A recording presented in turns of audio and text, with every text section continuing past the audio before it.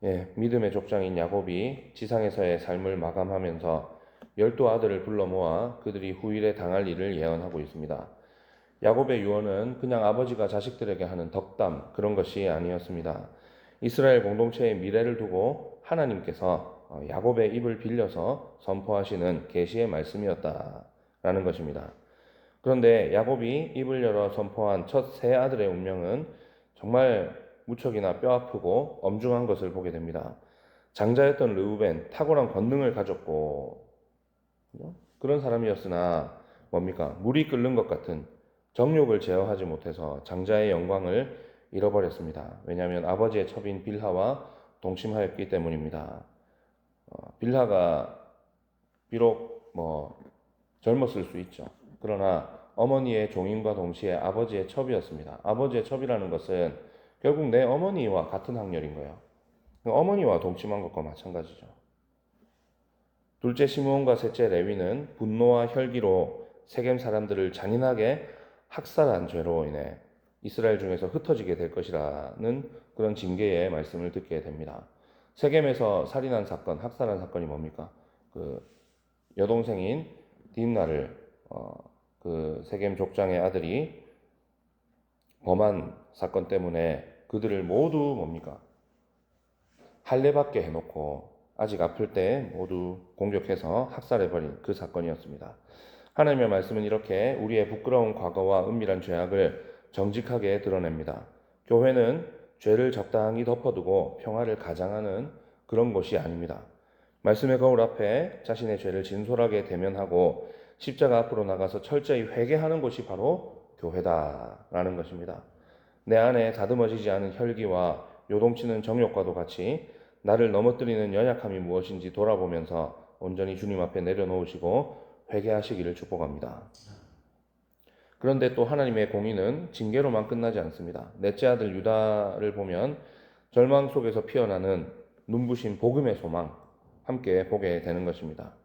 유다 역시 허물이 많았죠. 그가 잘못한 게 없었겠습니까?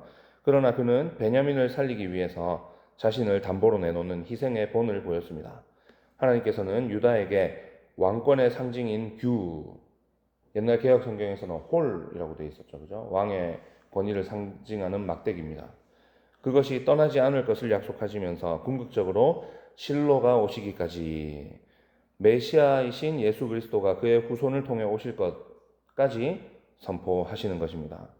우리의 행위와 조건으로는 절망할 수밖에 없지만 하나님은 상하고 찢긴 역사 속에서 예수 그리스도라는 소망을 준비하신 것입니다. 저와 여러분 역시 우리의 자격 때문이 아니고 오직 유다의 사자요 참된 왕으로 이 땅에 오신 예수 그리스도의 십자가 은혜로 단단히 묶인 사랑의 공동체가 되었음을 믿으시기를 바랍니다. 이어서 스불론과 이사갈에게 각기 다른 사명이 주어집니다. 스불론은 해변에 거주하면서 세상과 소통하는 그런 사명을 받게 되고, 이사갈은 비옥한 토지에서 묵묵히 짐을 나르는 노동과 섬김의 사명을 받게 됩니다. 어떻게 보면 저주 같지만 또 어떻게 보면 사명인 것이죠. 두 지파의 삶의 자리와 은사는 완전히 달랐습니다. 하지만 이들은 서로 비교하거나 낙심하지 말고 이스라엘이라는 하나의 공동체를 이루기 위해서 묵묵히 그 자리를 지켜야 하는 것입니다. 하나님은 스불론처럼 세상을 향해 뻗어 나가면서 소통하는 일꾼도 부르시지만 이사갈처럼 드러나지 않는 곳에서 묵묵히 짐을 지면서 교회를 뒷받침하는 일꾼도 부르시는 것입니다. 따라서 우리도 서로 비교할 필요가 전혀 없습니다. 내게 허락하신 삶의 자리가 하나님이 부르신 사명의 자리임을 믿고 오늘도 우리에게 맡기신 독특한 은사의 분량대로 교회를 묵묵히 세워가시기를 바랍니다. 우리는 말씀으로 묶인 공동체입니다. 말씀은 우리의 죄를 밝히 드러내서 회개로 인도하고 또 낙심 속에서 예수 그리스도라는 유일한 소망을 바라보게 하고 또 각자의 삶의 자리에서 비교와 시기, 질투가 없는 묵묵한 순종으로 나아가게 하는 것입니다. 그렇기 때문에 오늘 말씀의 그 큐티책의 풀이에서는 또 조금 다르게 수불론과 이사갈에 대해서 종의 멍에를 맸다. 땅의 안락과 이익을 줬다. 스스로 종의 멍에를 맸다. 이런 식으로 또 평가하기도 하지만 또 다르게 보면 뭐예요? 하나님께서 이들을 버리신 것이 아니고 그들을 통해서 이스라엘이라는 거룩한 언약 공동체를 이루려고 하시면서 주신 말씀이거든요. 그렇기 때문에 뭡니까?